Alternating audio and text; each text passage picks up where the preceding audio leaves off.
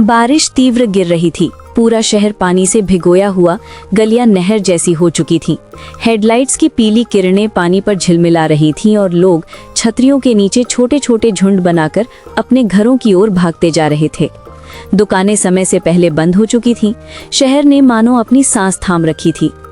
उसी भीगे हुए शहर के एक मोड़ पर एक छोटा सा ठेला खड़ा था। ठेले के ऊपर पुराना तिरपाल टंगा था। चपटा लाइट का बल्ब नहीं, बस एक झिलमिलाहट जो असहज मौसम में भी उन तले हुए समोसों को बुला रही थी। ठेले के पीछे की मिट्टी गीली थी। मनोज 55-60 के बीच का आदमी था। चेहरे पर समय की लकीरें, बालों में सफेदी और आंखों में अभी भी एक जिद की चमक। उसकी झुग्गी पास ही थी। पत्नी सीता महीनों से बीमार और 2 छोटे बच्चे राहुल और लीना। मनोज ने बारिश की परवाह न करते हुए कढ़ाई में तेल गर्म किया। हर बार जब समोसा तेल में डूबता, उसकी खुशबू हवा में फैलकर भीगे हुए राहगीरों को चिढ़ाती। पर उस दिन सड़कें लगभग सुनसान थी। मनोज की उम्मीदें जमीन पर टिकी थी। काफी देर तक कोई न आया।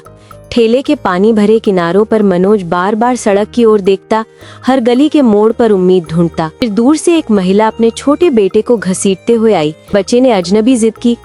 माँ ने डांटते हुए मना किया, पर बच्चे की मासूम आंखों ने मनोज को हिला दिया। उसने मुस्कुराकर कहा, बेटा यहीं खा लो, गरम गरम है। वो पहला कौर लेते ही बच्चे के चेहरे पर एक अनकही खुशी खिल उठी। मनोज के मन में उसी क्षण अपने बच्चों की ये तस्वीर उभर आई। उसकी आंखें नम हो आईं। वो सोचता रहा, काश मेरे राहुल लीना के हाथ में भी आज समोसा होता। धीरे धीरे लोग आने लगे।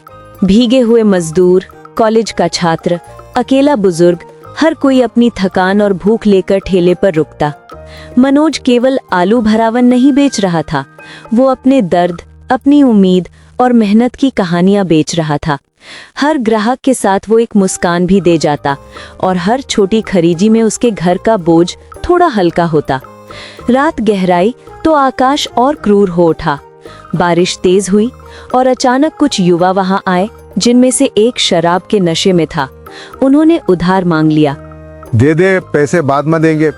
मनोज ने नर्म सख्ती से कहा, भाई उधार नहीं चलता, घर में बच्चे हैं। युवा ने बदमाशी में ठेले को धक्का दे दिया। कढ़ाई से तेल टपकने लगा। मनोज के हाथों पर तेल के छींटे लगे। ठेले की मेहनत बिखरते देख उसका मन टूट गया। वो बैठ गया ठेले के पास, थक कर और ठुकरा कर। तभी छतरी हाथ में लिए एक आदमी आया, विकास, एक छोटे अखबार का पत्रकार। उसने दूर से मनोज की जद्दोजहद देखी और पास आकर उसकी बात सुनी। मनोज ने सारी कहानी शर्म और उम्मीद के साथ सुना दी। बीमार पत्नी, भूखे बच्चे, रातों की मेहनत और समाज की उदासीनता। विकास ने शांत होकर सुना और कहा, मैं लिखूंगा, लोग जानेंगे। अगले दिन खबर बनी, बड़े अक्षरों में, बारिश में गरम समोसा, भूख, मेहनत और उम्मीद।